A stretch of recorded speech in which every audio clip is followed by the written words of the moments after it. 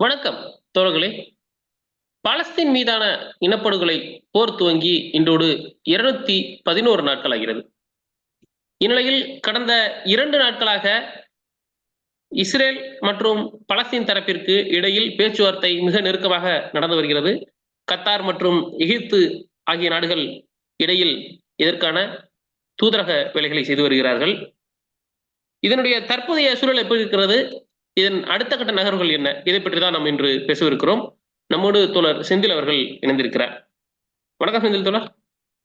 வணக்கம் தோழர்.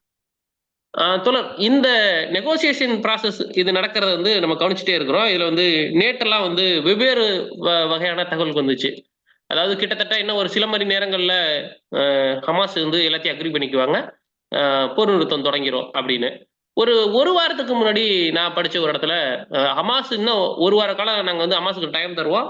அதுக்குள்ள அவங்க ஒத்துக்கிட்டே ஆவணும். நாங்க என்ன குடுக்குறோமோ அதுல கையெழுத்து போட்டே ஆவணும். அப்படின்ற ஒரு தோணியில இஸ்ரேல் தரப்புல இருந்து தகவல் வந்துச்சு. இன்னொரு பக்கம் பார்த்தீங்கன்னா, அ ஆண்டனி பிளிங்கன் ஹமாஸ் தான் எல்லாத்தையும் தடுத்துக்கிட்டு இருக்காங்க. இந்த நெகோசியேஷன் நடக்கிறத. மத்ததெல்லாம் எல்லாமே கிளியரா இருக்கு அப்படின்னு அவர் சொன்னாரு. ஆனா நேற்று கடைசியா நான் பார்த்த தகவல்கள் என்ன அப்படின்னா, ஹமாஸே ஒத்துக்கிட்டாலும் இஸ்ரேல் நிரந்தரமான போர் நிறுத்தம் அப்படின்ற இடத்துக்கு வர்றதுக்கு தயாரா இல்ல. ரஃபாக்குள்ள நாங்க நுழைவோம் அப்படின்னு இவங்கெல்லாம் ஒரே விடாப்பிடியா இருக்காங்க அப்படின்னு வருது. இது இவ்வளோ அப் அண்ட் டவுன்ஸ் என்ன ஆக்சுவலா நடக்குது இப்போ? இல்ல இதுல ஒரு அப் அண்ட் டவுன்ஸும் இல்ல. இந்த தகவல்கள் கசிய விடப்படுறது தான் அப் அண்ட் டவுன்ஸு. மற்றபடி அவிங்க நோக்கங்கள்ல தெளிவா இருக்கிறாங்க. ஸோ ரெசிஸ்டன்ஸ் அமைப்புகளும் சரி, அமெரிக்க இனப்படுகொலை கூட்டணியும் சரி, அவங்களுடைய அப்ஜெக்டிவ்ல அவங்க தெளிவா இருக்கிறாங்க. இந்த போரை நிறுத்தணும்னா ஹமாஸு தங்களுடைய முழுமையான டேர்ம்ஸ்க்கு ஒத்து வந்தா மட்டும்தான் அந்த போர் நிக்கும். இல்லைன்னா மக்கள் இனப்படுகொலையை தொடர்ந்து அனுபவிப்பாங்க அப்படிங்கிறது தான் அவங்க கொடுக்குற தகவல். இதை அவங்க சர்வதேச அரங்குல வெளிப்படையா சொல்ல முடியாது. ஸோ அதனால அந்த பழியை ஹமாஸ் தான் இந்த இதை தடுத்துக்கிட்டு இருக்கு அப்படிங்கிறத சொல்றாங்க. அதுக்கு அவங்க பல மீடியா சேனல்ஸை பயன்படுத்துறாங்க, கசிய விடுறாங்க, தகவல்களை கசிய விடுறாங்க. இப்படி நடக்குது, முடிய போகுது, ஹமாஸ் தான் தடுத்துக்கிட்டு இருக்கு, ஹமாஸ் ஒத்துக்கிடுச்சுன்னா முடிஞ்சிச்சு அப்படிங்கிற மாதிரி ஒரு பிஆர் கேம்பெயினா பண்ணிட்டு இருக்கிறாங்க. இப்ப இதுல நம்ம கிளியரா பிரிச்சு பார்த்துட்டோம்னா புரிஞ்சிரும்னு நினைக்கிறேன். ஏன்னா இப்ப இந்த போர்ல என்ன அப்ஜெக்டிவ் இஸ்ரேல் தரப்புல இருந்து வைக்கப்பட்டிருந்துச்சு, என்ன பலஸ்தீன் ரெசிஸ்டன்ஸ் அமைப்புகள் தரப்புல இருந்து இந்த போரினுடைய அப்ஜெக்டிவ் என்ன அப்படிங்கிறத நம்ம பிரிச்சு பார்த்துட்டோம்னா ஐ திங்க் இந்த குழப்பம் வராதுன்னு நினைக்கிறேன். ஏன்னா இப்ப என்ன நடக்குதுங்கிறத நம்ம ஈஸியா புரிஞ்சுக்க முடியும். ஹமாஸ் அமைப்புக்கு ஹமாஸ் அமைப்புக்கும் சரி, பலஸ்தீன் ரெசிஸ்டன்ஸ் அமைப்புகளுக்கும் சரி இருந்த மிக முக்கியமான நோக்கம் என்னவா இருந்ததுன்னா, இந்த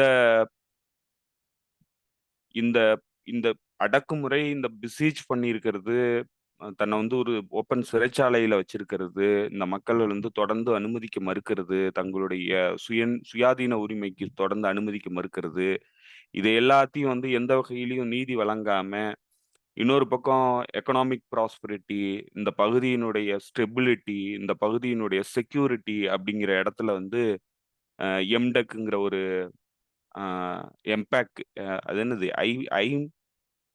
இந்தியா மிடில் ஈஸ்டர்ன் ஆமாமா. அது இது இம்டெக். யூரோப்பியன் கோரிடர், இருங்க வரேன். இந்தியன் மிடி IMEC IMEC IMEC IMEC Indian IMEC அதை எடுத்து காட்டுறேன். இப்போ ஒரே second. Middle East economic, European corridor. ஆமா, எக்கனாமிக் கார்டினர் அதுதான் பேரு. இதுல இருக்கு. ஸோ இப்படி இவங்க ஒரு பக்கம் திட்டங்களை வகுத்து தொடர்ந்து பலஸ்தீன் மக்களுக்கான எந்த ஒரு நியாயத்தையும் வழங்காம இன்ஜஸ்டிஸ்ல அப்படியே விட்டுட்டு அவங்கள பிசீச் பண்ணி வச்சுக்கிட்டு அவங்கள திரும்ப எதிர்த்து பேச முடியாத ஒரு சூழ்நிலையில வச்சுக்கிட்டு இது எல்லாத்தையும் வச்சுக்கிட்டு இந்த பகுதியில நார்மலைசேஷனை பண்ணிட்டு தங்களுடைய பார்ட்னர்ஸ் எல்லாத்தையும் சேர்த்து இந்த ப்ராஜெக்டுக்குள்ள கொண்டு அதை பிரிக்ஸுக்கு எதிராக, அதாவது பெல்ட் அண்ட் ரோடு இனிஷியேட்டிவ்க்கு எதிரான தன்னுடைய ஒரு சில்க் ரோடு திட்டமா இதை செயல்படுத்தலாம் அப்படிங்கிற அளவுக்கு இவங்க போகும்போது அவங்க அவங்களுடைய எதிர்ப்பை தெரிவிக்க வேண்டிய கட்டாயத்துல தான் இந்த போரை அவங்க தொடுக்குறாங்க.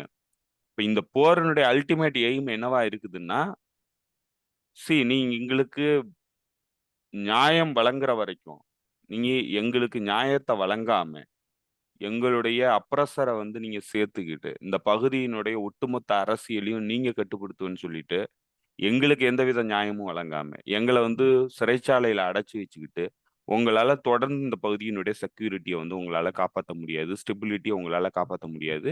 அதுக்கு நீங்க முடிவு சொல்றதுக்கான நேரம் வந்துருச்சு. நாங்க வந்து எதிர்த்து அடிக்கப் போறோம். அப்படிங்கிறது தான் அவங்க சொன்ன தகவல். இப்ப அத சொல்லிட்டாங்க. அப்ப அதனுடைய அப்ஜெக்டிவ் என்னன்னா, இப்ப இவங்க வச்சிருந்த திட்டங்கள், இந்த இந்த பகுதியினுடைய ரீஜியனுடைய ஸ்டெபிலிட்டி, செக்யூரிட்டி, ப்ராஸ்பெரிட்டி இந்த 3க்காக இவங்க வச்சிருந்த திட்டத்த உடைக்கிறது தான் அவங்களுடைய நோக்கம்.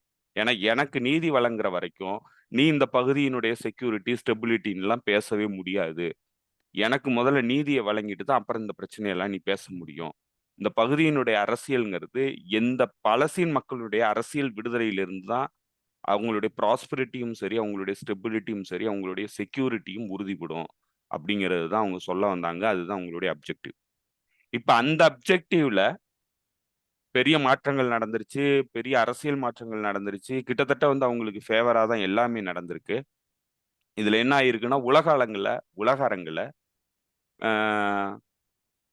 அதாவது இந்த இஸ்ரேல் அரசாங்கத்தினுடைய லெஜிட்டிமசி கிரைசிஸ்க்கு வந்துருச்சு. லெஜிட்டிமசியே இல்ல இந்த இந்த நாட்டுக்கு. நீங்க அமெரிக்காவுடைய பொலிட்டிக்கல் எலைட் செக்ஷன தவிர, மேற்குலக நாடுகள்ல இருக்கிற சில வேசல் ஸ்டேட்ஸ தவிர, அமெரிக்காவுடைய வேசல் ஸ்டேட்ஸ தவிர, பொலிட்டிக்கலி உலகத்துல எந்த நாட்டினுடைய சப்போர்ட்டும் இஸ்ரேல்ங்கிற நாட்டுக்கு இல்ல. அது மட்டும் இல்ல, இது ஒரு லெஜிட்டிமேட் அரசாங்கம்ங்கிறத ஏத்துக்கிறதுக்கே உலகத்துல இருக்கிற எந்த நாடும் தயாரா இல்ல. அப்போ இதுக்கு முன்னாடி ப்ரீ எக்ஸிஸ்டிங் கண்டிஷனா அக்டோபர் 7க்கு முன்னாடி என்ன இருந்ததோ, அது தலைகீழா மாறிடுச்சு. பொலிட்டிக்கலி வந்து இஸ்ரேலுக்கு எந்தவித லெஜிட்டிமசி வந்து இல்லாத அளவுக்கு பண்ணிருச்சு.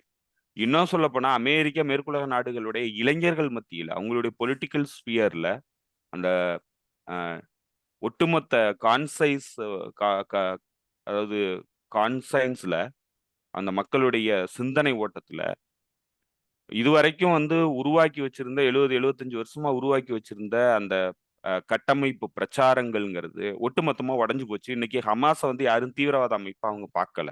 எல்லாருமே அது ஒரு விடுதலை போராட்ட அமைப்பா ஏத்துக்கிட்டாங்க. இப்போ உலகத்துல இருக்கிற 90% மக்கள் வந்து ஹமாஸ வந்து தீவிரவாத அமைப்பா பார்க்கல. ஏன்னா இவங்க இத்தனை ஆண்டு காலத்துல வந்து அவங்க உருவாக்கி வச்சிருந்த அந்த ஒட்டுமொத்த செட்டப்ங்கிறது என்னன்னா, இந்த அமைப்பு தீவிரவாத அமைப்பு. இது வந்து ஒரு லெஜிட்டிமேட்டான போராட்டவாத அமைப்பு கிடையாது. இல்ல ஒரு விடுதலைக்கான அமைப்பு கிடையாது. அப்படிங்கிறது தான் இவங்க வந்து உருவாக்கி வச்சிருந்தாங்க. அது எல்லாத்தையும் ஒட்டுமொத்தமா இந்த அக்டோபர் 7க்கு அப்புறம் வந்து உடைச்சு போட்டாங்க.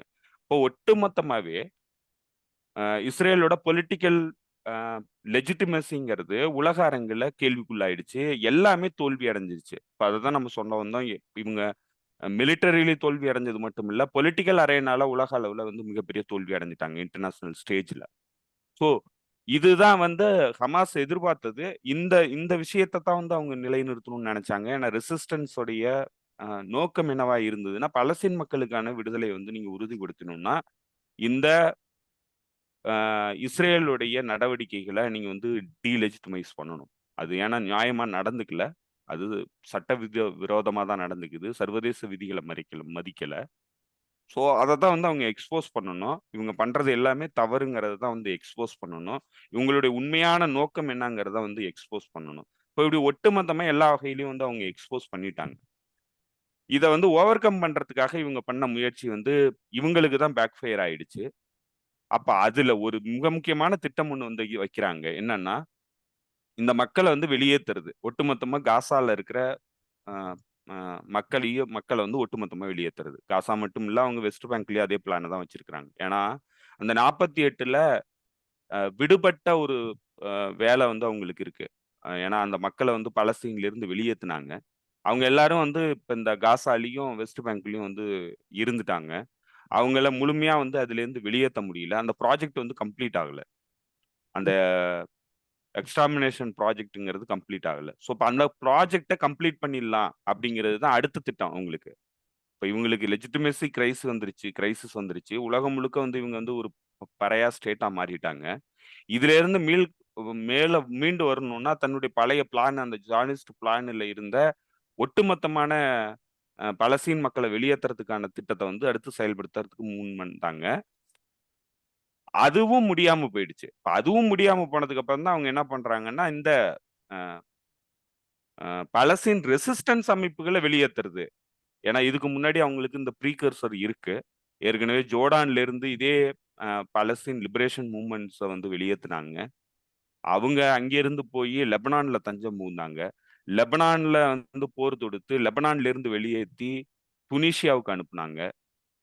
இப்படி பல்வேறு இடங்களுக்கு ஒவ்வொரு பகுதிகள்லயும் வந்து இவங்களுக்கு எழுந்த அந்த பலஸ்தீனியர்களோட விடுதலை அமைப்புகள வந்து வெளியேத்துறது வந்து தொடர்ந்து அ பண்ணிக்கிட்டே இருந்தாங்க. இப்ப அத பண்றதுக்கான ஒரு நடவடிக்கையில தான் வந்து அடுத்து அவங்களுடைய டார்கெட்டா வந்து வச்சிருக்கிறாங்க. ஏன்னா முழுமையான எக்ஸ்பல்ஷன பண்ண முடியல. சர்வதேச அரங்குல இவங்க வெளிப்பட்டு நின்னுட்டாங்க. அதனால அந்த அமைப்புகள எக்ஸ்பெல் பண்றது. இந்த பகுதியிலிருந்து காசாலிருந்து வெளியேத்தி அனுப்புறது வெளியில. ஸோ இதுதான் வந்து அவங்களுடைய திட்டமா இருக்கு. அதுக்கு அந்த திட்டத்த வந்து அவங்க செயல்படுத்துறதுக்கு எந்த வகையிலயும் நாங்க விட்டுக் குடுக்க முடியாது. அப்படிங்கிறது தான் அவங்க இந்த பீஸ் மேக்கிங் டீல்ல வந்து அவங்க சொல்றாங்க. இது உங்களுக்கு ஃபைனல் சான்ஸ். இத பண்ணலன்னா நாங்க இந்த ரஃபாக்குள்ள நுழைஞ்சு இருக்கிற மக்களையும் அழிப்போம். அப்படிங்கிறது தான் அவங்க மிரட்டலா வந்து வைக்கிறாங்க. இப்ப இதுதான் வந்து இந்த டீல் ப்ராசஸ்ல நடக்குது. அதுக்கு அவங்க ஏத்துக்க முடியாதுங்கிறாங்க அந்த ரெசிஸ்டன்ஸ் அமைப்புகள். இப்ப அதுக்கு இவங்க என்ன மாதிரியான அழுத்தங்கள் குடுக்குறாங்கன்னா, கத்தார்ல இருக்கிற பொலிட்டிக்கல் பியூரோவோட சீஃபா இருக்கிற கெனியே கெனியாவ வந்து கத்தார்ல இருந்து வெளியேத்த சொல்லி கத்தார் அரசாங்கத்துக்கு நெருக்கடி குடுக்குறாங்க. அடுத்து வெவ்வேறு நாடுகள்ல எங்கெங்கெல்லாம் பொலிட்டிக்கல் அசைலம் சீக்கர்ஸா இருந்துகிட்டு இந்த அரசியல் அ பொறுப்பாளர்கள் வந்து இருக்கிறாங்களோ, அவங்கலாம் வெளியேத்துறதுக்கான நடவடிக்கையில ஈடுபடுறாங்க. இப்ப கத்தாருங்கிறது ஒரு வல்னரபிள் ஸ்டேட்டா இருக்கு. ஏன்னா அமெரிக்கா கூட தொடர்புல இருக்கிற ஒரு மிக முக்கியமான நாடு. இந்த ஹமாஸுக்கும் அமெரிக்காவுக்குமான அந்த பாலமா இருந்து இந்த பிரச்சனைகள வந்து பேசுறதுங்கிறது மிக முக்கியமான நாடா இருக்கிறது வந்து கத்தார். கத்தாருக்கு எதிரா கத்தாருடைய அரசுக்கு எதிரா செனட்ல வந்து பெரிய அளவுக்கு அ ஒரு செனட்டர் வந்து பேசினாரு. கத்தாருக்கு வந்து நம்ம அவங்கள வந்து நம்ம எதிரியா தான் பார்க்கணும். அவங்கள வந்து அவங்க ஹமாஸுக்காக வேலை பார்க்குறாங்க. அவங்க நமக்கு எதிரா வந்து வேலை பார்க்குறாங்க. அதனால அவங்களுக்கு அவங்கள நம்ம நண்பரா வந்து நம்ம ஏத்துக்க முடியாது அப்படிங்கிற அளவுக்கு பேசினாரு. அதற்கு எதிர்ப்பு தெரிவிச்சு கத்தாருடைய வெளியுறவுத்துறை வந்து நேரடி அறிக்கைய விட்டாங்க. உங்களுடைய வேலைய நாங்க பார்த்துக்கிட்டு இருக்கோம். எங்களுக்கு இந்த கெட்ட பேர வந்து நீங்க பண்றீங்க. உங்களுடைய அ உத்தரவின் பேர்ல தான் வந்து ஹமாஸுக்கான உதவிகள நாங்க பண்ணோம். இந்த பிரச்சனையில வந்து நாங்க தலையிட்டு ஹமாஸுக்கும் உங்களுக்குமான அந்த அ பீஸ் டீல்ல வந்து நாங்க பேச்சுவார்த்தையில ஈடுபடுறோம். இப்ப கடைசியா எங்களையே நீங்க குற்றச்சாட்டு பண்றீங்க. அதனால எங்களுக்கு இதுல வந்து பெரிய இது கிடையாது. எங்களுக்கு இதுல நட்டம் தான். நீங்களே கூட நேரா பேசிக்கீங்க. எங்களுக்கு இதுல எந்த ஒரு பெனிஃபிட்டும் கிடையாது. அப்படிங்கிற அளவுக்கு வந்து கிட்டத்தட்ட வந்து அவங்க அவங்களுடைய ஃப்ரஸ்ட்ரேஷன வந்து வெளிப்படுத்தியிருந்தாங்க. இப்ப இது எல்லாத்தையும் திரும்ப பண்ண ஆரம்பிச்சிருக்கிறாங்க. இப்ப அமெரிக்காவுடைய இவரு uh foreign secretary uh secretary of state இந்த பகுதியில வந்து விசிட் பண்ணிட்டு போனதுக்கு அப்புறம், அவரு என்ன சொல்றாரு, ஹமாஸ் தான் வந்து இந்த இத வந்து தடுத்து நிறுத்திக்கிட்டு இருக்குங்கிறாரு. ஹமாஸ் தரப்புல இருந்து என்ன சொல்றாங்க? நேத்திக்கும் தான் சொல்லியிருக்கிறாங்க. ஹமாஸுடைய பொலிட்டிக்கல் சைட்ல இருந்து என்ன சொல்றாங்கன்னா, நெத்தன்யாகு தான் இந்த டீல வந்து தடுத்து வச்சிருக்காரு அப்படிங்கிறாங்க. இவரு வந்து ஹமாஸ் மேல அந்த குற்றச்சாட்ட போடுறாரு. இது எல்லாமே பண்ணிட்டு அவங்க என்ன பண்றாங்கன்னா, கத்தாருக்கு அழுத்தத்த குடுத்து, கத்தார்ல இருக்கிற இந்த இந்த பீஸ் ப்ராசஸ உடைக்கிறதுக்கான வேலையில ஈடுபடுறாங்க. அமெரிக்காவும், இவங்களும் பீஸ் ப்ராசஸ உடைக்கிறதுக்கான வேலையில ஈடுபடுறாங்க. சர்வதேச அளவுல நெருக்கடி ஏற்படுது. உள்நாட்ல அமெரிக்காவுடைய உள்நாட்டு அரசியல்ல மிகப்பெரிய நெருக்கடி ஏற்படுது. ஸோ இதெல்லாம் வந்து அவங்க யார் மேலயாவது பழிய போட்டுட்டு தான் தப்பிச்சுக்கணுங்கிற இடத்துல தான் வந்து அவங்க ஹமாஸ் மீது இந்த குற்றச்சாட்டுகள வைக்கிறாங்க. ஹமாஸும் அதுக்கு மறுப்பு தெரிவிச்சிருச்சு. இவங்க தான் எல்லாத்தையும் தடுத்து வச்சிருக்கிறாங்கன்னு. இப்ப அவங்க கேட்கிற விஷயத்துக்கும், இவங்க குடுக்கிறேன்னு சொல்றதுக்கும் பெரிய அளவுக்கு வேறுபாடு இருக்கு. அவங்க என்ன கேட்குறாங்க, நீங்க முதல்ல வந்து இனப்படுகொலை போர நிறுத்துங்கிறாங்க. இந்த மக்கள வந்து மீள்குடியமர்த்தல் பண்றதுக்கான வேலையில இறங்குங்கிறாங்க. உன்னுடைய படைப்பிரிவுகள வெளியேத்து. நிரந்தரமான போர் நிறுத்தமா அது போகட்டும். நீ வந்து வெளியேத்து. அதுக்கப்புறம் பொலிட்டிக்கலி வந்து நம்ம பேசிக்கலாம். அப்படிங்கிறது தான் ஹமாஸோடைய டிமாண்ட். இவங்க என்ன சொல்றாங்க, அதெல்லாம் முடியவே முடியாது. எங்க படைப்பிரிவுகள் உள்ளுக்கே இருக்கும். நாங்க தான் முழுமையா உங்கள கட்டுப்படுத்துவோம். நீங்க உங்க மக்கள் வந்து இப்ப அ அ இதுல வந்து ஹாஸ்டேஜா இருக்கிறாங்க. ரஃபால உண்மையா வந்து நம்ம சொல்லணும்னா, ரஃபாக்குள்ள ஹாஸ்டேஜா புடிச்சு வச்சிருக்கிறாங்க மக்கள. இப்போ உங்க மக்கள் ஹாஸ்டேஜ் வந்து ரஃபாக்குள்ள இருக்கிறாங்க. அவங்கள காப்பாத்தணும்னா, நான் சொல்றத நீ கேளு அப்படிங்கிறாங்க. இது கிட்டத்தட்ட வந்து ஒரு மாஃபியா கேங்கோடைய பொலிட்டிக்ஸ் தான் வந்து இந்த இன்டர்நேஷனல் அரேனால அமெரிக்க, மேற்குலக நாடுகளுடைய தரப்புல இருந்து வைக்கப்படுது. இத எந்த வகையிலும் ஏத்துக்க முடியாதுன்னு அவங்க சொல்றாங்க. நீ வந்து உள்ளுக்கு போய் மக்கள கொல்லு. ஏன்னா உன்னுடைய திட்டமே அதுதான். நீ நடத்து. ஆனா எந்த வகையிலும் எங்கள்ட்ட நீ வந்து பொலிட்டிக்கலாவும் சரி, மிலிட்டரிலயும் உன்னால வெற்றியே அடைய முடியாதுங்கிறத அவங்க திரும்ப திரும்ப சொல்றாங்க. மிலிட்டரில இவங்களால வெற்றி அடையவே முடியாதுங்கிறது இவ்வளோ காலத்துல வந்து தெரிஞ்சு போச்சு. எந்த வகையிலயும் அவங்களால வெற்றி அடைய முடியாது. ரஃபாக்குள்ள போனா இன்னும் பெரிய பாதிப்புகள தான் சந்திக்கும் இஸ்ரேலிய ராணுவம். ஆனா, இந்த மக்கள ஹாஸ்டேஜா புடிச்சு வச்சுக்கிட்டு, அதையே பேரமா வச்சுக்கிட்டு, மக்கள பட்டினி போடுறத பேரமா பேசி, இப்போ வந்து உங்களுடைய பொலிட்டிக்கல் ஆம்பிஷன அச்சீவ் பண்றதுக்கான முயற்சியில ஈடுபடுறாங்க. அதுக்கு ஹமாஸ் ஒரு காலத்திலயும் அனுமதிக்க முடியாது அப்படின்னு சொல்லிட்டாங்க. இப்ப அதுதான் நடந்துகிட்டு இருக்கு. இப்ப அந்த குற்றச்சாட்ட ஹமாஸ் மேல போட்டுட்டு, ஹமாஸ் தான் அந்த பட்டினிக்கு காரணம். ஹமாஸ் தான் இந்த மக்கள் வந்து ரஃபாக்குள்ள போய் அழியறதுக்கான காரணம் ஹமாஸ் தான் அப்படின்னு பழிய வந்து ஹமாஸ் மேல போடுறதுக்கான முயற்சி நடக்குது. இதுல இன்னொன்னு இவங்க இப்படிதான் பண்ணுவாங்க. அப்படி இப்ப அவங்க பண்ணலன்னா தான் ஆச்சரியப்படணும். அடடா! திடீர்னு நல்லவங்களா மாறிட்டாங்களா அமெரிக்கா அப்படின்னு தான் நம்ம ஆச்சரியப்படணும். இதெல்லாம் சொன்னா தான் அது வந்து அமெரிக்கா. அப்படிதான் இருப்பாங்க. அவங்க என்ன இங்க இருந்து ஆசியால இருந்து வெளியேற வரைக்கும் அப்படிதான் பேசுவாங்க.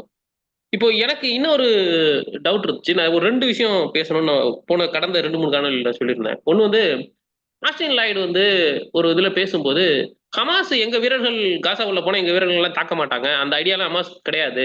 நீங்க அவங்கள அதனால அப்படியெல்லாம் நீங்க இது பண்ண வேண்டாம். அ ஓவர் எஸ்டிமேட் பண்ண வேண்டாம் ஹமாஸ அப்படின்னு அவர் சொல்லியிருக்காரு. ஆனா அதே பேரலலா இவர் சொன்னதுக்கும் 1 வாரத்துக்கு முன்னாடி வந்து பாலஸ்தீன் இஸ்லாமிக் ஜிகாத்துடைய தலைவரா இருக்கிற ஒருத்தர் சொல்லியிருக்காரு.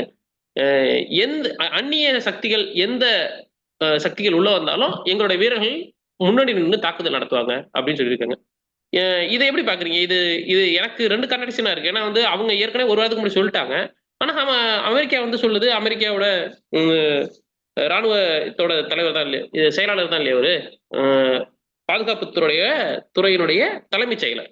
Austin Lloyd. இவரு சொல்றாரு அப்படிலாம் பண்ண மாட்டாங்க. ஹமாஸும் சரி, எந்த பாலஸ்தீன் அமைப்பும் சரி அப்படிலாம் பண்ண மாட்டாங்கன்னு. ஏன் இந்த கான்ட்ரடிக்ஷன்? கான்ட்ரடிக்ஷன்லாம் ஒண்ணும் இல்ல. இவங்க வந்தாய்ங்கன்னா அடிச்சுருவாய்ங்கன்னு பயப்படுறாய்ங்க இவங்க. வேற ஒண்ணும் கிடையாது. இவங்க இல்ல இப்ப யூ முதல்ல மீன் வந்து இல்ல இல்ல தெளிவா யூ மீன் அ அமெரிக்கா உள்ள வந்துன்னா கண்டிப்பா அ பாலஸ்தீன் தரப்பு அடிக்கும். அதான சொல்ல வர்றீங்க? ஆமாமா. அடிக்கிறது உறுதி. அவங்க ஓகே. வந்து ஏற்கனவே சொல்லிட்டாங்க.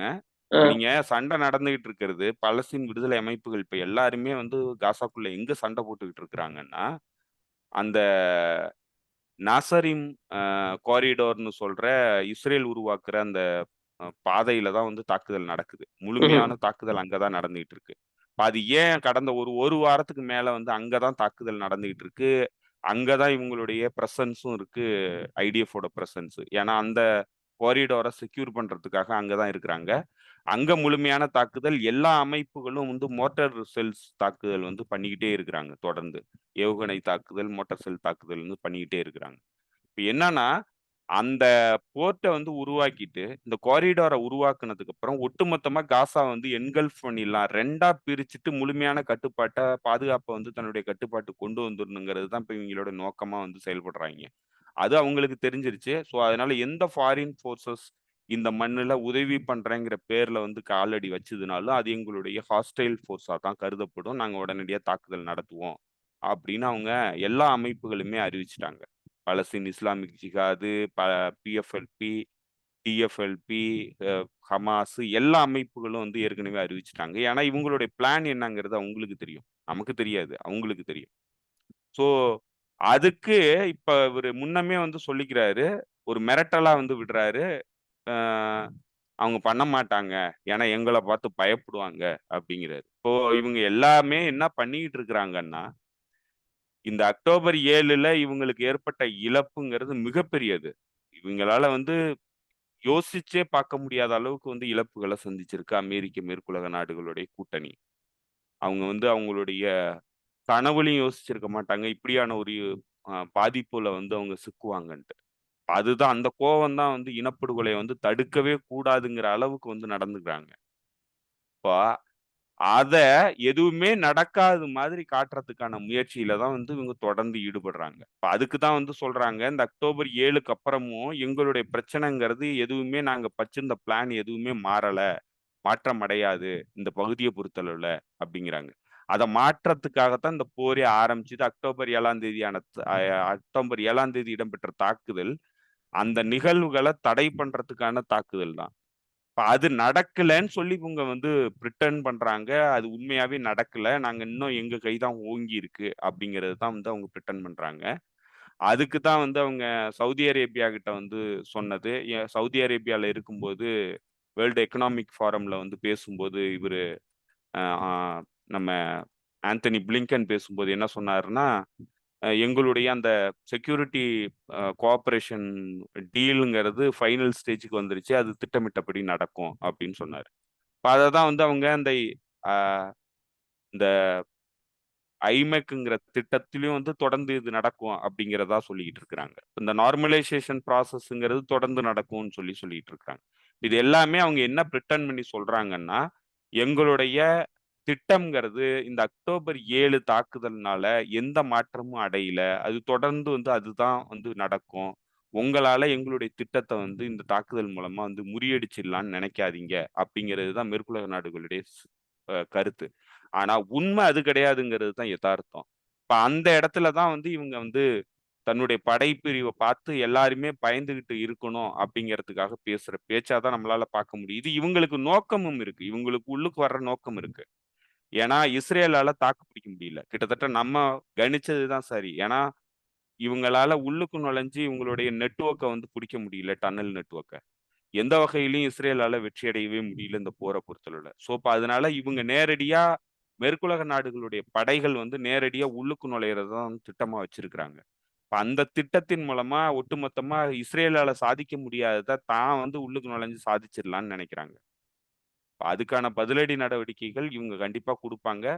இதனுடைய ஒரு அ விளைவுங்கிறது எதுவரைக்கும் இப்ப போயிருக்குன்னா, அ இவங்க வந்து அ அன்சாருல்லா அமைப்பு மெடிட்டரேனியன்லயும் எங்களுடைய தாக்குதல வந்து நாங்க விரிவாக்குவோம் அப்படின்னு சொல்றதோட பின்னணி காரணமும் இதுல தொடர்புடையது. ஏன்னா, மெடிட்டரேனியன் வழியா தான் இந்த படைகள் வந்து உள்ளுக்கு வரணும். அந்த படைகள் வந்து உள்ளுக்கு வருதுன்னா, மெடிட்டரேனியன் வழியா தான் வரப்போகுது. இப்ப அந்த மெடிட்டரேனியன வந்து அவங்க டார்கெட் பண்றதுங்கிறதோட பின்னணி காரணம் என்னன்னா, இவங்க உள்ளுக்கு வர்ற திட்டத்த வந்து உடைக்கிறது தான். ஸோ அதுதான் இவங்களுடைய பிரதான திட்டமா இருக்கு. இதுல எந்த ஒரு குழப்பமும் கிடையாது. இவங்க தெளிவா இருக்கிறாங்க. ஆக்சிஸ் ஆஃப் ரெசிஸ்டன்ஸ் தெளிவா இருக்கு. அமெரிக்கா தன்னுடைய அ விஷயத்த வந்து நான் தன்னுடைய தோல்விய வந்து மறைச்சு எப்படியாவது திரும்ப வந்து அ ரீகெயின் பண்ணிரணும் இந்த பகுதியோடைய இத வந்து ரீகெயின் பண்ணிடணும். டாமினன்ஸ வந்து ரீகெயின் பண்ணணுங்கிறதுக்கான முயற்சியில வந்து ஈடுபடுது. அது நடக்காதுங்கிறது உறுதி. ஆனா நடந்துக்கிட்ட மாரி அது நடந்துருச்சுங்கிறத வந்து அ அக்செப்ட் பண்றதுக்கு தயாரா இல்ல. அத வெளியில சொல்றதுக்கு தயாரா இல்ல. இன்னும் சொல்லப்போனா, அத உலகத்துல வெளியில வெளிப்படுத்துறதுக்கு தயாரா இல்ல அமெரிக்காவுடைய அதிகார வர்க்கம். இப்ப அதனுடைய வெளிப்பாடுகள் தான் இப்ப இவங்க பேசுறது எல்லாமே.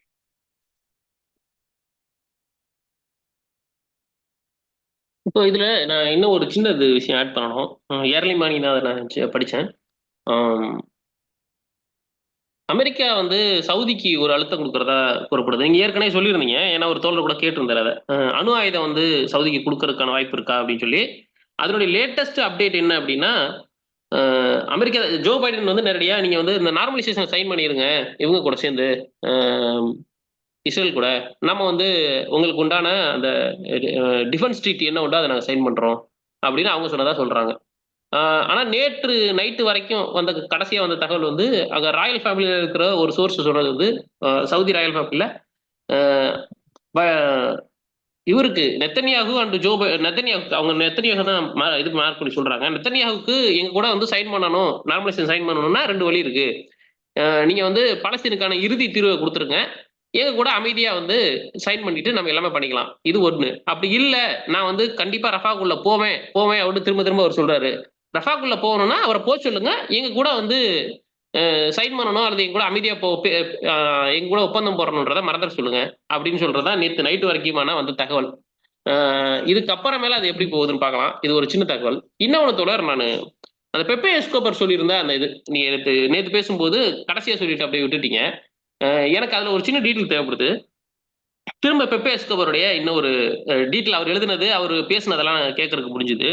அவர் எல்லாம் என்ன சொல்றாருன்னா, அந்த சனிக்கிழமை நைட்டு, அந்த ஏப்ரல் 13ஆம் தேதி இல்லையா? 13 தானே 12ஆ? கரெக்ட்டா சொல்றேனா? 13 தான் நினைக்கிறேன். 13 ஆ. அப்போ வந்து நான் வந்து பிரேசில்ல இருந்தேன். அங்க வந்து பிரேசில்ல ஏர்லி மார்னிங், ஏசியால வந்து நைட்டு. அப்போ வந்து எனக்கு ஒரு தகவல் வந்துச்சு. அந்த தகவல் என்ன சொன்னுச்சுன்னா, F-35 ஃப்ளைட் எடுத்துக்கிட்டு, அதுல வந்து 2 நியூக்ளியர் பாம்ப ஃபில் பண்ணிக்கிட்டு, அ இதோடைய பார்டர் வரைக்கும் போயிட்டாங்க. அம் ஜோர்டானுடைய கிழக்கு பகுதி வரைக்கும் நெருங்கி போயிட்டாங்க. அதன் பிறகு கொஞ்சம் தூரம் தாண்டி திருப்பி வந்து அ ஈராக் இதெல்லாம் தாண்டி போயி, அது மேல தாக்குதல் நடத்துறதுக்கான அ இதுக்கு வந்துட்டாங்க. ஆனா, அதன் பிறகு அது தடுக்கப்பட்டுருச்சு. அப்படின்னு எனக்கு ஒரு செய்தி வந்துச்சு. அந்த செய்திய பார்த்தோனே எனக்கு முதல்ல வந்து அதிர்ச்சியா இருந்துச்சு. நான் திருப்பி வந்து இந்த செய்தி வந்து ஃபேக் நியூஸா கூட இருக்கலாம் அப்படின்னு சொல்லிட்டு நான் திருப்பி 2, 3 தகவல்கள் கேட்டேன். அவங்க சொன்னதெல்லாம் வந்து கன்ஃபார்ம் ஆயிருச்சு எனக்கு. அப்படின்னு சொல்றாரு. அதன் பிறகு சொல்றாரு, நான் இத எழுதின பிறகு, ஆனா இது நடக்கல, தடுத்து நிறுத்தப்பட்டுருச்சு. அ இதன் பிறகு இந்த தகவல் எனக்கு வந்துச்சு. இத நான் எழுதின பிறகு, ஒரு எக்ஸ்பெர்ட், மிலிட்டரி எக்ஸ்பெர்ட். அவர் யார சொல்றாருன்னா, ஸ்காட் ரிட்டர சொல்றாரு. மிலிட்டரி எக்ஸ்பெர்ட் வந்து எஃப் 35 இல்ல F-15 அப்படின்னு ஒரு கண்டக்ஷன் வந்துச்சுன்னு சொன்னாரு. 48 மணி நேரம் கழிச்சு திருப்பி நான் என்னுடைய சோர்ஸ் கிட்ட பேசினேன். அப்பதான் தெரிஞ்சது எனக்கு கொடுத்த சோர்ஸ் வந்து ஒரிஜினல் சோர்ஸ் கிடையாது. அவருக்கு வந்த சோர்ஸ் ஒரு மிகப்பெரிய கவர்மெண்டோட ஹை லெவல்ல இருந்து வந்திருக்கு அப்படின்னு சொல்றாரு. அது வந்து எனக்கு ஆச்சரியமா இருந்துச்சு. அதன் பிறகு தான் அவர் என்ன சொல்றாரு, அந்த குறிப்பிட்ட ஹை லெவல் கவர்ன்மென்ட் பெர்சன் யாருன்னு கண்டுபிடிச்சு, அமெரிக்காவோட ஹை லெவல் பெர்சன் இண்டிவிஜுவலா ஒன் டூ ஒன் பேசியிருக்கிறாங்க. பேசி கன்ஃபார்மா இது நடந்திருக்கு. மன்னிக்கணும், அமெரிக்கா இல்ல, ரஷ்யா தரப்புல. ரஷ்யா தரப்பு இண்டிவிஜுவலும் இவருக்கு கொடுத்த சோர்ஸினுடைய இன்னொரு பேக்ரவுண்ட்ல இருந்த டார்க் சோர்ஸ். இந்த 2 சோர்ஸும் பேசி கன்ஃபார்ம்டா இது நடந்திருக்கு அப்படின்றாங்க. இப்போ எனக்கு என்ன கேள்வி வருதுன்னா, கன்ஃபார்ம்டா நடந்திருக்கு அப்படின்னா, 2 நியூக்ளியர் பாம்ப எடுத்துக்கிட்டு இன்னொரு நாட்டு மேல போடுறேன்னு எந்த தைரியத்துல இஸ்ரேல் போகுது? போச்சுன்னா அமெரிக்கா எந்த அளவுக்கு அதால காப்பாத்த முடியும் அமெரிக்காவால? திருப்பி இவங்க கிட்ட நியூக்ளியர் இல்லையா? இவங்க கிளம்பி வர மாட்டாங்களா? அல்லது வந்து ரஷ்யா வந்து நியூக்ளியர் குடுத்து உதவாதா ஈரானுக்கு? எந்த கணக்குல இதெல்லாம் பண்ணிக்கிட்டு இருக்காங்க இவங்க? இல்ல அந்த நீங்க சொன்ன தகவல்கள்ல சில எரர் இருக்கு. அத நான் வந்து கிளாரிஃபை பண்ணிடுறேன். என்னன்னா, அங்க நடந்த விஷயம் என்னன்னாக்க, இந்த எலக்ட்ரிக்கல் கிரிட்ட வந்து தாக்குறதுக்கான நியூக்ளியர் வெப்பன் வந்து பயன்படுத்துறதுக்காக இவங்க கிளம்புனதா சொல்றாரு. இப்போ இந்த சோர்ஸ் வந்து ஏசியால இருக்கிற ஒரு இன்டெல் சோர்ஸ், ஒரு முக்கியமான நாட்டினுடைய இன்டெல் சோர்ஸ் தான் வந்து அவருக்கு அந்த தகவல் குடுத்ததா சொல்றாரு. அத வந்து அவரு ராவா அந்த இன்டெல் சோர்ஸ அப்படியே சொன்ன தகவல்கள அவருடைய டெலகிராம்லயும், எக்ஸ்லயும் வந்து போஸ்ட் பண்ணிட்டாரு. இதுக்கப்புறம் வந்து இதுக்கு கான்ட்ரோவர்சி ஆச்சு. இது வந்து நடந்திருக்கிறதுக்கு வாய்ப்பே இல்ல. டெக்னிக்கலா பாசிபிளே இல்ல. அப்படிங்கிற அளவுக்கு வந்து பிசிசிஸ்ட், அதுபோல மிலிட்டரி எக்ஸ்பர்ட்ஸ் இப்படி நீங்க சொல்ற மாதிரி ஸ்காட் ரிட்டர் போன்றவர்கள் வந்து அதுக்கு அது நடந்திருக்கிறதுக்கான வாய்ப்பு இல்ல. அவருக்கு கிடைச்ச சோர்ஸ்ங்கிறது தவறான சோர்ஸ். அது நம்பக்கூடிய தகுதி உள்ள சோர்ஸா தெரியல அப்படின்னு சொல்லி அவங்க அதுக்கு மறுப்பு தெரிவிச்சிருந்தாங்க. இவரு திரும்ப என்ன பண்ணாரு, ஏன்னா இது இவருக்கு ஒரு மிகப்பெரிய அ அ ஒரு அவப்பெயர் தான். ஸோ அதனால என்ன பண்ணாரு, திரும்ப வந்து அந்த சோர்ஸ் கிட்ட அவரு திரும்ப பேசினதா சொல்றாரு. அடுத்த 48 மணி நேரத்துல திரும்ப வந்து அவரு இந்த சோர்ஸ் கிட்ட திரும்ப பேசியிருக்கிறாரு. திரும்ப பேசிட்டு, அந்த சோர்ஸ் வந்து திரும்ப ரீகன்ஃபார்ம் பண்ணியிருக்கு. நடந்தது உண்மை. நாங்க சொல்ற தகவல் வந்து உண்மைதான். நீங்க வந்து யோசிக்கவே வேணாம். அது நீங்க வந்து சொன்னது சரிதான். அதுலேருந்து நாங்க வந்து ரிட்ராக்ட் பண்ணல. நாங்க வந்து பின்வாங்கல அப்படின்னு சொல்லி அந்த சோர்ஸ் சொல்லிட்டதா சொல்றாரு. இந்த சோர்ஸ் எங்கேருந்து கிடைச்சதுன்னா, அவரு வந்து நான் 30 வருஷமா உருவாக்கி வச்சிருக்கிற நெட்வொர்க்ல இருந்து வர்ற சோர்ஸ். இந்த சோர்ஸ்கள் வந்து தொடர்ந்து எனக்கு உண்மைய மட்டுமே சொல்லிட்டு இருந்த சோர்ஸ்கள். ஸோ, அதனால அந்த சோர்ஸ வந்து நான் முழுமையா நம்புறேன். அவங்க வந்து இன்னைய வரைக்கும் இப்ப வரைக்கும் நான் வந்து திரும்ப திரும்ப நான் அவங்க கூட வந்து உரையாடல் நடத்திட்டேன். அவங்க வந்து இன்னமும் அவங்க சொன்ன கருத்திலிருந்து பின்வாங்கறதுக்கு தயாரா இல்ல. நடந்தது உண்மைங்கிறத வந்து உறுதிப்படுத்தி சொல்றாங்க. அப்படின்னு சொல்லிட்டு அவருடைய 2வது அப்டேட் பண்ணியிருந்தார். இதெல்லாம் வந்து இந்த கான்ட்ரோவர்சி வந்ததுக்கு அப்புறம் வந்து அவர் அப்டேட் பண்ணது. அடுத்ததா 3வதா மீண்டும் ஒரு அப்டேட் பண்றாரு. இந்த 3வது அப்டேட் பண்ணும்போது அவர் என்ன சொல்றாருன்னா, இந்த பிரச்சனைய வந்து நான் இதோட முடிக்கிறேன். இந்த விவாதத்த வந்து நான் இதோட முடிக்கிறேன். ஏன்னா, இதுக்கு மேல வந்து இத நான் இழுத்துட்டு போறதுக்கு விரும்பல. நேரம் வரும்போது உண்மை என்ன நடந்ததுங்கிறது உலகத்துக்கு தெரியும். அதனால இப்போதைக்கு இந்த பிரச்சனையை முடிக்கிறேன். ஆனா நான் திரும்பவும் ரீகன்ஃபார்ம் பண்ணியிருக்கிறேன். இது இந்த முறை நான் கன்ஃபார்ம் பண்ணியிருக்கிறது இந்த சோர்ஸ் கிட்ட மட்டும் இல்ல. ஒரு மிக முக்கியமான சூப்பர் பவர் சோர்ஸும் எனக்கு இத உறுதிப்படுத்திருச்சு. நடந்தது உண்மைதான் அப்படின்னு சொல்லிட்டு ஒரு சூப்பர் பவருடைய சோர்ஸ் வந்து உறுதிப்படுத்திருக்கு ஏசியால இருந்து அப்படின்னு சொல்லிட்டு அவரு சொன்னாரு. அதுக்கப்புறம் அவரு பலர்கிட்ட வந்து இத பத்தி பேசியிருக்கிறாரு. அப்பதான் அவர் சொல்றாரு, நான் வந்து ரஷ்யாவுடைய டிப்ளமேட் ஒருத்தர்ட்ட வந்து பேசினேன். இது மாதிரி நடந்ததுன்னு சொல்லி நான் சொன்னதுக்கு இந்த மாதிரியான கான்ட்ரோவர்சி ஆயிடுச்சு அப்படின்னு சொல்லி பேசிக்கிட்டு இருந்தேன். இப்ப நீங்க என்ன நினைக்கிறீங்க? இந்த மாதிரி நடக்கிறதுக்கான வாய்ப்புகள் இருக்கா? அப்படின்னு நினைக்கிறீங்களா? அப்படின்னு சொல்லி கேட்டதுக்கு, அந்த டிப்ளமேட்டும் சொல்லியிருக்கிறாரு. நடந்திருக்கிறதுக்கான பிளாசிபிலிட்டி இருக்கு. நீங்க சொன்னது வந்து உண்மையா இருக்கிறதுக்கான பிளாசிபிலிட்டி இருக்கு. அப்படி ஒரு வேளை நடந்திருந்ததுன்னா, அது ஒரு காலத்திலயும் வெளியிலயும் வராது அந்த செய்தி அப்படிங்கிறத அவரு சொல்லியிருக்கிறார். ஸோ இதுதான் வந்து அவரு அப்டேட் பண்ணிட்டு, இதுக்கு மேல நான் தொடர்ந்து இத வந்து பேசுறதுக்கு விரும்பலன்னு சொல்லிட்டு, இந்த பிரச்சனைய வந்து முடிச்சிருந்தாரு. இப்போ நேத்து அ டேனி ஹைஃபாங்கிற ஒரு பையன் வந்து அவருகிட்ட மறுபடியும் இன்டர்வியூ பண்ணும்போது, முந்தாநாத்து பண்ணாப்புல. திரும்ப இன்டர்வியூ பண்ணும்போது இத பத்தி கேட்டுட்டாப்புல. இது என்ன நடந்ததுன்னு கொஞ்சம் டீட்டெயில் சொல்ல முடியுமான்னு. அப்ப அவரு ஆரம்பிக்கும்போதே இதத்தான் சொன்னாரு. இத வந்து நான் முடிச்சுட்டேன், இந்த பிரச்சனைய. நான் தொடர்ந்து இத பத்தி பேசுறதில்ல. இது காலம் வரும்போது இதுக்கான பதில் வந்து வரும். எனக்கு சில மிக முக்கியமான ஆ ஆ எக்ஸ்பர்ட்ஸ் உடைய தகவல்கள் தேவைப்பட்டுச்சு. அவங்க இத பத்தி என்ன நினைக்கிறாங்க? அப்படிங்கிறத பத்தி நான் வந்து தெரிஞ்சுக்கணும்னு ஆசைப்பட்டேன். அதனால பலர்கிட்ட நான் பேசினேன். அதுல எனக்கு இந்த ரஷ்யன் சோர்ஸ் அதாவது ரஷ்யன் டிப்ளமேட் வந்து இத வந்து அக்ரி பண்ணாரு நடந்திருக்கும்ன்ட்டு. அதே மாரி ஆ ஆ செய்மோர் ஹெர்ஸ் பத்திரிக்கையாளர் செய்மோர் ஹெர்ஸ் வந்து பெப்பே எஸ்கோபார் சொல்றத நான் முழுமையா நம்புறேன்னு சொல்லியிருக்கிறாரு. ஸோ, அதனால அது எனக்கு ரொம்ப முக்கியமானது, அவங்க சொன்னதெல்லாம். ஸோ, அதனால இந்த இடத்துல நடந்த விஷயங்கள் இதுதான். இது நடந்திருக்கு. அதுவரைக்கும் எனக்கு கிடைச்ச சோர்ஸ்ங்கிறது சரியான சோர்ஸ். அது வந்து பொய் சொல்லல. அப்படிங்கிறத இன்ன வரைக்கும் வந்து உறுதிப்படுத்துறாங்க. அவங்க வந்து திரும்ப ரிட்ராக்ட் பண்ணல. அது போல வந்து அத ரீகன்ஃபார்ம் பண்ணியிருக்கிறது வேற ஒரு சூப்பர் பவருடைய சோர்ஸ் வந்து ரீகன்ஃபார்ம் பண்ணியிருக்கு. ஸோ, அதனால அதுல எந்த வகையிலயும் எனக்கு வருத்தம் கிடையாது. நான் சொன்ன தகவல்கள்ங்கிறது சரி. ஒருவேள அது மேபி மந்த் ஆகலாம், வாரங்கள் ஆகலாம். இது வெளியில வர்றதுக்கான வாய்ப்பு இருக்கு. ஒருவேள வெளியில வரல, இல்ல இது வந்து நடந்தது பொய் அப்படின்னு தெரிஞ்சதுன்னா, நான் பப்ளிக்ல மன்னிப்பு கேட்பேன் அப்படின்னு அவரு தெளிவுபடுத்தியிருக்காரு. ஸோ, இப்ப இதுதான் வந்து அவரு அ நேத்து முந்தா நேத்து சொன்ன விஷயம். இந்த டேனி ஹைஃபாங் கிட்ட. ஸோ, இதுல நடந்திருக்குமா, நடந்திருக்கலையா தெர்ல. நமக்கு தெர்ல. இன்னும் சொல்லப்போனா நமக்கு உறுதிப்படுத்த முடியல. இவரு சொன்ன தகவல் பிரகாரம் இவரு குடுத்திருக்கிற அ ஏன்னா இதுக்கப்புறம் வந்து அவரு கிரேடல்ல ஒரு ஆர்டிக்கிள் எழுதியிருக்கிறாரு ஒப்பீனியன் பீஸு. அதுல வந்து அவரு சொல்லியிருக்கிறாரு, நேரடியா ரஷ்யா, சைனா, ஈரான் கூட்டணிங்கிறது குளோபல் செக்யூரிட்டிய தங்களுடைய கட்டுப்பாட்டுல கொண்டு வரதுக்கான முயற்சியில ஈடுபட்டிருக்கு. அவங்க வந்து ஸ்ட்ராடஜிக் பார்ட்னர்ஷிப்ப வந்து உருவாக்கி ஒட்டுமொத்த அமெரிக்க கட்டுப்பாட்டுல இருந்த குளோபல் செக்யூரிட்டிய தங்களுடைய கட்டுப்பாட்டுல கொண்டு வர்றதுக்கான எல்லா வழியிலயும் இறங்கி வேலை பார்க்குறாங்க. அதுக்கான பல நடவடிக்கைகள் நடக்குது அப்படிங்கிறத நேத்திக்கு கட்டுரை எழுதியிருக்கிறாரு. ஸோ, இதுதான் இவர் சொன்ன விஷயத்த பொறுத்தளவுல சொல்ல வேண்டியது. அதே மாரி நீங்க சொன்ன அந்த சவுதி அரேபியாவுக்கு வந்து நியூக்ளியர் இது குடுக்கறதுக்கான டீலுங்கிறது அவங்க எந்த வகையிலயும் வந்து சவுதி அரேபியாவுக்கு குடுக்கறதுக்கான வாய்ப்பு இல்ல. ஏமாத்துவாங்களே தவிர நேரடியா குடுக்க மாட்டாங்க. ஏன்னா, பல பிரச்சனைகள் இருக்கு சவுதி அரேபியா கூட அவங்களுக்கு. சவுதி அரேபியா சொல்றதெல்லாம் கேட்கிற ஒரு நாடு கிடையாது. ரொம்ப பெரிய எக்கனாமிக் பவர்.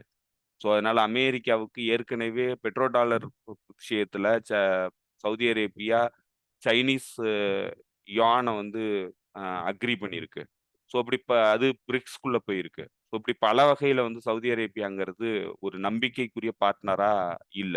2வது அமெரிக்காவுக்கு நம்பிக்கைக்குரிய பார்ட்னரா அதே ஒயிட் சுப்ரீமசிஸ்ட் தான் வர முடியுமே தவிர, வேற ப்ரவுன் ஸ்கின் உள்ள ஒரு ஆளு வரவே முடியாது. ஸோ, நீங்க இதுவரைக்கும் உலகத்துல எந்தெந்த நாடுகளுக்கு இப்ப நீங்க ஒண்ணும் இல்ல. அணு ஆயுத அ தொழில்நுட்பம்ங்கிறது நீங்க பார்த்தீங்கன்னாலே புரியும். உலகத்துல எந்த நாட்டுக்கு வந்து அமெரிக்கா தன்னுடைய அலைஸ்க்கு அணு ஆயுதத்த குடுத்து உதவி இருக்கு? பண்ணாது. ஆனா ஒரே ஒரு நாட்டுக்கு குடுத்து உதவி இருக்குது. முழுமையா குடுத்து உதவி இருக்குது. எதுக்கு? இஸ்ரேலுக்கு தான்.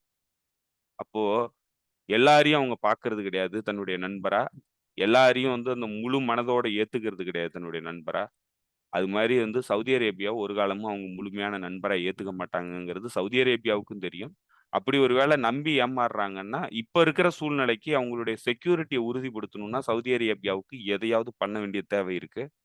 ஸோ அதுக்காக வந்து அவங்க அந்த வாய்ஜாலங்கள் பேசலாமே தவிர, உண்மையா சவுதி அரேபியாவுக்கு குடுக்க மாட்டாங்க. 2வது எந்த நாடுமே வந்து குடுக்காது. நீங்க சொல்ற மாரி இப்போ ரஷ்யாவுமே வந்து எந்த நாட்டுக்கும் தன்னுடைய அந்த இத வந்து குடுக்காது. ஏன்னா அது வந்து ஒரு ரெஸ்பான்சிபிலிட்டி. உலக நாடுகளுடைய ரெஸ்பான்சிபிலிட்டி. நீங்க யாருக்கு வேணாலும் வந்து உங்களுடைய அணு ஆயுதம்ங்கிறது ரொம்ப ரொம்ப ஆபத்தானது. அது சும்மா சர்வசாதாரணமா பேசக்கூடிய நிலைக்கு நம்ம தள்ளப்பட்டுட்டோம். சவுதி அணு ஆயுதங்கிறது மிகப்பெரிய ஒரு ஆபத்தான ஆயுதம். அத எந்த நாடும் எந்த நாட்டுக்கும் குடுக்காது. அது வந்து நீங்களா தான் வந்து அ அத முயற்சி எடுத்து பண்ணிக்கிட்டா தான் உண்டே தவிர, எந்த நாட்டுக்கிட்டயும் நீங்க வந்து கேஷுவலா வாங்கிட முடியாது. ஒரே ஒரு நாடு மட்டும் தான் உலகத்துல வாங்கியிருக்கு. ஒரு ரோக் ஸ்டேட் தான் வாங்கியிருக்கு. அது வந்து இஸ்ரேல்ங்கிற சியானிஸ்ட் என்டிட்டி. ஏன்னா அமெரிக்காவுடைய ஒரு 51 ஸ்டேட் தான் வந்து இஸ்ரேல். ஸோ அதுக்காக தான் வந்து இஸ்ரேலுக்கு குடுக்கப்பட்டிருக்கு.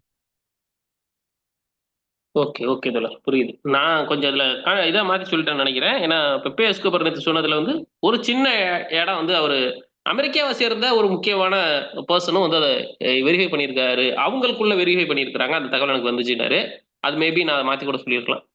ஓகே பார்க்கலாம். எனக்கு இன்னொன்னு இதுல இருந்தது நீங்க சொன்ன மாரி, சவுதி அரேபியாவுக்கு அ உதவுறேன்னு சொல்லுவாங்களே தவிர, உதவ மாட்டாங்க அப்படின்னு நீங்க சொல்லியிருக்கீங்க. பார்க்கலாம் அது அடுத்து எப்படி போகுதுன்னு. ஏன்னா வந்து இப்ப இருக்கிற சூழ்நிலை, இந்த இந்த அக்ரீமெண்ட் நல்லபடியா சைன் ஆகணும். அ மக்கள் வந்து திருப்பி வந்து வடக்கு காசாவுக்கு போணும். அ முழுமையா வந்து அது எல்லாமே இல்ல அது எல்லாமே நம்மளுடைய தோழர். அது வந்து இந்த ரியலிஸ்ட் வேர்ல்டுல வந்து அதெல்லாம் நடக்கணும்னு எதிர்பார்க்க முடியாது. ம். நடந்ததுன்னா நல்லது அவ்வளவுதான். ஏன்னா இவங்க எல்லாருமே இப்படித்தாங்க வேலை பார்ப்பாய்ங்க. இவங்க இனப்படுகொலை, பட்டினி எல்லாத்தையுமே போருக்கான ஆயுதமா பயன்படுத்துறாய்ங்க. எல்லாத்தையுமே நெகோசியேஷனுக்கான ஆயுதமா பயன்படுத்துறாய்ங்க. அதனால இந்த உலகத்துல அதெல்லாம் எதிர்பார்க்க முடியாதுன்னு தான் நினைக்கிறேன் தோழர். ஓகே, ஓகே தோழர். பார்க்கலாம். இது அப்படி எதுவும் நடக்கக்கூடாது. நல்லபடியா தான் நல்லா நடக்கணும் அப்படின்றது தான் நம்ம எல்லாருடைய எண்ணமும். நீங்க சொன்ன மாரி இது நம்முடைய ஒரு நே நேர்மையான ஒரு விருப்பம். விருப்பம் தான். நேர்மையான விருப்பம் தான். விருப்பம். ஆமா. ஆமாமா. நடக்கட்டும். ஒரு நான் அது என்ன சொல்லப்போனா நப்பாசைன்னு கூட சொல்லலாம். இல்ல நான் அத அப்படி இதா இது பண்ணிற விரும்பல. ஏன்னா வந்து நான் இப்ப பார்க்குறதுல இந்த உலக அளவுல நடந்திருக்கிற இந்த ஒருவேள 2010க்கு முன்னாடினா இது எல்லாம் வேற மாரி இருக்கும். இப்ப வந்து 2024ல இப்போ அக்டோபர் இன்னும் சொல்லப்போனா ரொம்ப ஷார்ப்பா சொல்லணும்னா அக்டோபர் 7க்கு பிறகு, இன்னும் வந்து ஏப்ரல் 13க்கு பிறகு ஈரானுடைய இந்த டிட்டர்மினேஷனுக்கு பிறகு இதெல்லாம் மாறி ஒரு நல்ல ஒரு இதா நடக்கும் அப்படின்னு பார்ப்போம். ஆ ஓகே தோழர். உங்க நேரத்துக்கு மிக்க நன்றி. நன்றி தோழர். தோழர்களுக்கும் நன்றி. மீண்டும் சந்திப்போம் தோழர்களே. உங்களுக்கும் நன்றி. நன்றி, வணக்கம்.